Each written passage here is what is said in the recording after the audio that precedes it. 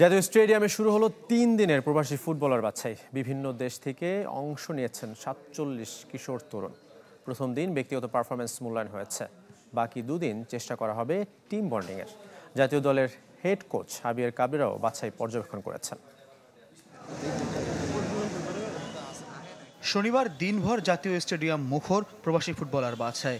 স্টেডিয়ামের বাইরেও ছিল উৎসুক জনতার ভিড়। ক্লোজ ডোর বাছাইয়ে অংশ নিয়েছেন ৪৭ কিশোর তরুণ। তবে গোলরক্ষক ঘাটতি থাকায় কয়েকজন দেশি গোলরক্ষক অংশ হয়েছেন ভবিষ্যৎ তারকা খোঁজার এই আয়োজনে।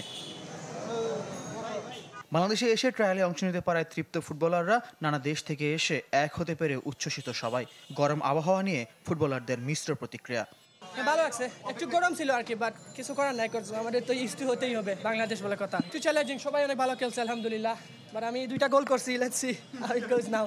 Environment, I'm getting used to it now. I'm adapting. I came about 2 weeks ago, so I've been climatizing now, so it's all good. A lot of talent. I think there's a lot for us to learn. We're all from different areas, different leagues, so we're all learning new skills, new styles of play that we won't learn from our home playing country. প্রথম দিনের আয়োজন নিয়ে সন্তুষ্ট federation. ফুটবলারদের ব্যক্তিগত performance মূল্যায়ন শুরু হয়েছে, প্রয়োজন টিম বন্ডিং। 100% আমরা আয়োজনের ক্ষেত্রে শুধু আবহাওয়ার বিষয়ে ওনাদের যে আমাদের বাচ্চাদের যে হলো অবজারভেশন, গরম, আসলে তো ওনারা শীত প্রধান দেশে থাকে, তো আবহাওয়াটা দেখবেন যে আমাদের জামাল ভুঁইয়া কিন্তু ফিট হইতে 1.5 বছর সময় লাগছে। জাতীয় দলের হেড কোচ হাভিয়ার কাবরেরাও ঢাকা ফিরে পর্যবেক্ষণ করেছেন প্রথম দিনের বাছাই। সোমবার শেষ হবে ট্রায়াল, সেদিন ক্লাব প্রতিনিধি সহ সবার জন্য উন্মুক্ত থাকবে বাছাই। ফয়জুল ইসলাম, চ্যানেল 24, ঢাকা।